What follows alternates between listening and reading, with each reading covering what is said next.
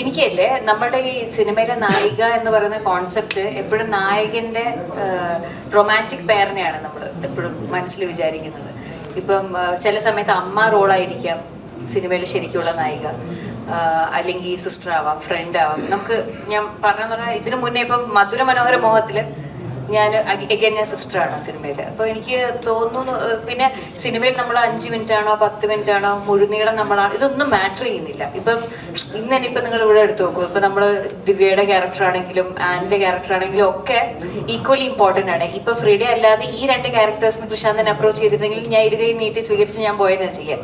ഞാൻ പറയുന്നത് പറഞ്ഞാൽ എവിടെ നല്ല ഹോപ്പ് ഉണ്ട്, എവിടെ നല്ല ക്യാരക്ടർ കിട്ടുമോ അവിടേക്ക് എത്തിപ്പെടാനുള്ള ഒരു ഭാഗ്യം കിട്ടുക എന്നുള്ളതാണ് പ്രൈമറി. പിന്നെ ബൈസൺ സക്സസ്ഫുൾ ആയി എന്നുള്ളത് എനിക്ക് ഭയങ്കര സന്തോഷം തരുന്നൊരു കാര്യമാണ്. കാരണം ഞാൻ തമിഴിലാകെ കുറച്ച് സിനിമകൾ ചെയ്തിട്ടുള്ളൂ. അപ്പോൾ ഏത് സിനിമ നമ്മൾ ചെയ്യുമ്പം ആ സിനിമ വർക്ക് ആകുമ്പം ഭയങ്കര സന്തോഷമാണല്ലോ. അതുപോലെ തന്നെ ഇപ്പം ഇന്ന് മസ്തിഷ്ക കാരണം ഇവിടെ നല്ല റിവ്യൂസ് കിട്ടുമ്പം ഭയങ്കര സന്തോഷം.